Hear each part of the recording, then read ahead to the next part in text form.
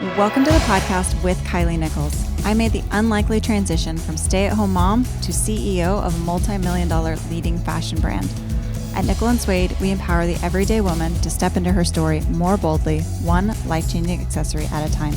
The goal of this podcast is to inspire you through both my story and the stories of other powerhouse women to take that first step towards living the best version of your life. So grab a notebook, grab a pen, and get ready to get started with Kilee Nickels.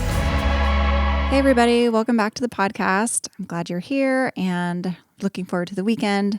It is November. It's coming up on all these holidays, and I want to do something a little different today, more in the spirit of blog posts, how I used to blog. I wanted to do something uplifting and give some good ideas today. So today I am going to be sharing 10 ways to get into the holiday spirit and a little bit out of the COVID funk. So as I was writing this outline, I felt like, wow, this feels like my old blogging days of, 10 ways to do this or 5 ways to do that. But I felt like that would be helpful. And I always love, new ideas, and especially around the holidays when traditions and things are so important and things look like they just could be really different for all of us this year during the holidays. So with the pandemic and every day it feels like there's bad news on the news about things. And I think all of us are a little bit unsure about what our holiday celebrations are going to look like. I wanted to share some ideas to still keep the fun and the happiness and celebrations alive, even if, parts of it can look different or feel different this year. My mom doesn't have the best health. And so we've had to be really careful with her and with getting together, and felt like things were getting better for a while and we could see each other more. And then now that the holidays are coming and the news isn't that great, it feels like, boy, can we even get together for Thanksgiving? Should we? What is Christmas going to look like? And so I feel like I'm not the only one going through this right now. So rather than give in to, the bummer feeling of this possible different holiday season, I wanted to remind myself and you of some ways that we can still have the magic of the holidays and still enjoy that. So without further ado, my first idea is to still really set the environment and set the stage in your home and in your life for the holidays. So think about smells, sounds, tastes, what you're seeing. And, as we decorate for the holidays or create a retail holiday experience, it's kind of the same way. So I really want us to look at our homes and say, okay, how can I, make it feel like the holidays in all of my senses? So, I would say get the holiday candles. If you aren't usually a candle person, do it this year so it smells like the holidays. And that could be gingerbread, cranberry, peppermint, apple. I still have apple scents going through my home, and it gives that like ambiance. Sounds, I would say start listening to holiday music or music that feels appropriate for this time of year. I know not everybody gets going on Christmas music yet, but I already have. We have a great playlist at Nickel & Suede that we've shared out that I can link, but just a playlist and some fun new holiday music, and keep that going. The music in the home, I feel like, can really help boost anybody's mood and really just kind of set that tone. I would say tastes are another huge thing for the holidays. And so, what are the tastes that remind you of the holidays that you can start adding into just your weeknight meals or brunch on Saturday, whether it's cranberry or gingerbread, or do gingerbread pancakes or do pumpkin pancakes, and just think about that as well. So like I said, set the environment, put some decorations out too for what you're seeing in your home. I've already decorated for Christmas. I know a lot of people have. Even if you don't decorate for Christmas, I feel like you can still get some greenery out and set the tone for the holidays coming up with Thanksgiving. So my next tip, number 2, would be to keep your traditions going. Don't cancel everything. Just because one thing has to change or one thing looks different, that should make us even more diligent about the things we can keep and the things we can do. So one of them for you might be sending out Christmas cards. no reason we can't do that this year. So schedule your family pictures. Many people are able to do that in a very socially distant way. And if you can't, because of where you live, do pictures, then get a tripod out and take a really fun one as a family in some other way, or take one with your pets. Like, still take the picture and still send the cards. That's something we can continue to do. Hanging Christmas lights, hang extra Christmas lights this year. Go crazy, get the blow up snowman, like something that feels like a little bit excessive when we are missing out on certain things. So go a little bit overboard on the things you can do to make up for the things that you can't do. I think, if you do a gratitude tree for Thanksgiving, a lot of families will put up something on the wall and everybody writes down something that they're thankful for. I would do that. That there's nothing that we can't do there. Still write letters to Santa. I've already gotten a letter to Santa slidden under my bedroom door. My kids are ready for me to mail it off. So we can't go see him in person, but we can still send a letter and enjoy that. I think caroling is something that's really fun to do during the holidays, and maybe a little bit harder to go door to door, face to face. Just like people got creative with trick-or-treating, I feel like you can do that in a creative way from the driveway. Or I even thought, caroling via FaceTime could actually be a really fun surprise. So get together with your kids or get together with your spouse or your loved ones and just FaceTime people randomly and start singing them Christmas songs. I feel like that would be like such a fun surprise. So not normal, and maybe you don't ever even go caroling, but this would be the year to like do that, and then you're spreading Christmas cheer to other people too. So I love that. If your holiday parties are canceled, do plan something in place of them. So if the work party got canceled, or if the thing that you normally go do, like a ball or a gala, if those got canceled, take the time to still find a pretty dress or find great accessories and still get dressed up, still do your makeup, and just go out with your spouse or do something at home if you really need to. But put something in place of that event that got canceled and still celebrate in the same similar ways. So you still get the chance to dress up, to feel good, to have fun. Okay, tip number 3, I would say this is a simple one, but try a new holiday recipe this year. Keep the traditional ones that you always do, but try some new ones. I feel like this is the year people have been creating so much content online, and so there's got to be some great recipes out there that you haven't tried yet. My mom has a lot of traditional recipes that I haven't ever tried making before, and so that could be a really fun way to bring the holiday spirit into our home. But, maybe make donuts, try a pumpkin bread, maybe a cranberry cider.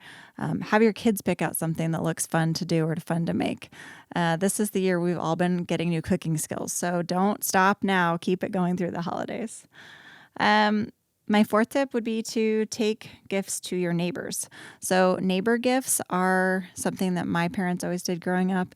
I haven't really carried that through my adulthood, but this is, I think, the year to just do something nice for our neighbors and try to stay in touch a little bit.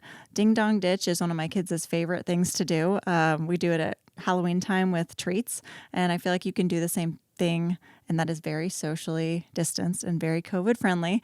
You could just buy some cider or buy something if you don't want to risk baking anything, but just leaving something on somebody's doorstep and ding dong ditching with a card or a text is, I think, a great way to stay in touch with people and surprise and delight your neighbors. This year, we have been talking about adopting a family at work as with our employees, and then also at home with our kids.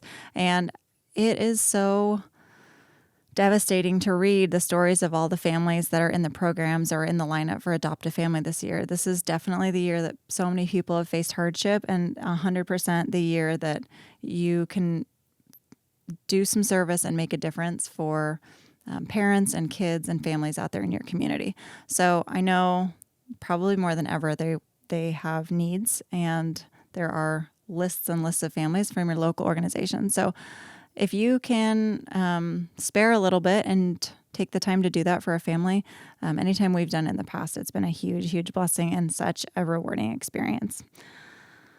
And now is the time to start signing up for that. So go find a family and do some good. The 6th one, I want to recommend and I want to work on is just doubling down on how often you talk to your family and your loved ones that you don't live nearby. So this is the time of year usually it's like, oh, well, we'll go see them at Christmas, or oh, they'll come to see us, and that may not be happening this year.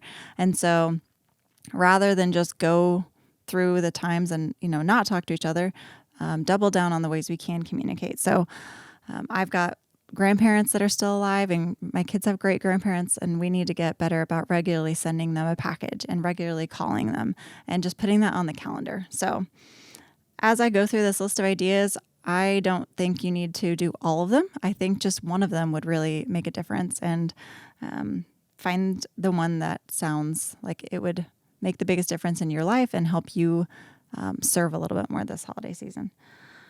The seventh one that I want to recommend is to pick up some more family games and replace a Netflix night or Disney Plus night with family games. We got a couple of new games this week, thanks to Soren. And he's not a game player, but he came home from Target with some new games. One of them is called What Do You Meme? And he was like, we can't tell people that we have these games, but it's the family edition. And it's so funny. It's a meme game. And so there's pictures and you caption the memes. And there is so much potty humor in it. It was ridiculous. And so at my house full of 5 boys, everybody just could not stop laughing. And I don't allow potty humor, but at least like we were laughing and doing something fun together, and it was so much better than TV. So I was kind of like, okay, fine, potty humor for the time we're playing this game, we can deal with it. So get some new games and try them out. I feel like that's a low cost way. Literally costs about as much as a Netflix subscription to get a game and play that instead.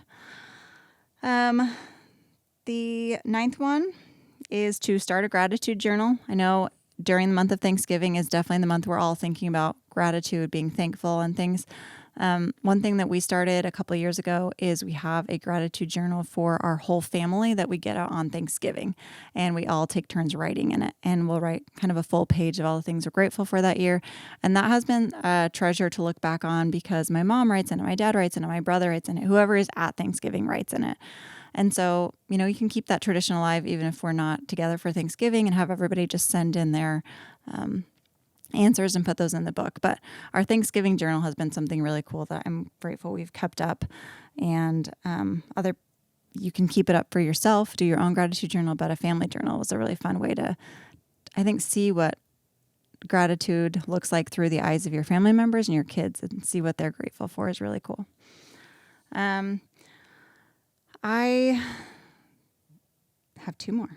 So, getting dressed for the holidays. I mean, I talked about replacing events with, another event, but once November 1st or 2nd hits, I'm like all ready to go, all in on plaid, ready to go for red, green, sparkles, all the things. And so even though this has been the year of the sweatpants and sweatpants suit, I feel like it's also totally appropriate to really go cozy chic, to go with comfy chic, to go with high-low. Like you can wear your sweatshirt, true, but put on some sparkly earrings or put on some lipstick. It really can put you in a better mood if you get dressed for the holidays. Pull out your fur, pull out all the things that you wore through the holiday season last year and still wear them. Even if it's at home, even if it's to the grocery store, it will still set the mood and feel like, hey, this is November, this is December, this is what we do. So keep that tradition going too. I just bought new red lipstick this week. Ridiculous of me because I wear a mask almost all the time, but it feels so good to just put it on and feel festive for a minute and then put my mask on and then it gets on my nose, but you get the picture. It's still worth it to have those feelings throughout all of this. So my last tip is to start being more intentional about your spirituality now. Along with being more grateful during this time of year, I feel like a lot of people are more in touch with their spiritual side and more, these are religious holidays in a lot of ways. So Christmas and Hanukkah and things like that. But sometimes we wait until, December and we're like, oh, okay, shoot, I need to, get into my Bible, or I need to get into scripture, or I need to start this new program to remember, the life of Jesus or things like that. And I think, we're still in early November, like start now and start carrying that through the rest of the year. So whether that is starting to read the Bible more, there's a new series by VidAngel called The Chosen that's all about Jesus Christ. And there's new study guides you could start.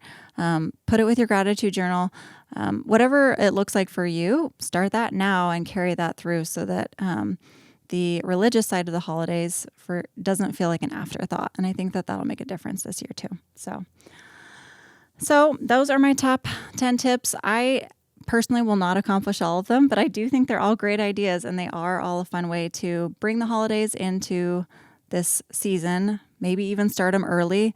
But there's nothing better, I think, to focus on rather than the negative, rather than the news. So if we can start getting that holiday spirit into our home with sounds, with smells, with sights, if we can start doing service for others earlier, if we can start thinking about, our religious, what the holidays mean to us and what our families mean to us sooner, then I think we'll find that we're not actually missing as much as we were afraid we would miss. Through the pandemic, there are still ways to be so close to each other and also celebrate all the things that we celebrate at this time of year. So I would love to hear your feedback. I'd love to hear if there's other ideas that you have and that your family are planning to do. Feel free to comment on this video or send me a message on social media as well. So thanks so much. Hope you have a great weekend and you can get started on this list tomorrow. Thanks for listening today to With Kilee Nickels. I hope that today you felt empowered to take one more step towards living the best version of you. Tune in next week for another episode, and in the meantime, you can find us elsewhere on the internet. You can find me on Instagram at Kilee Nickels and at Nickel and Suede. You can also find us at nickelandswade.com. Thanks so much, and I'll see you next time.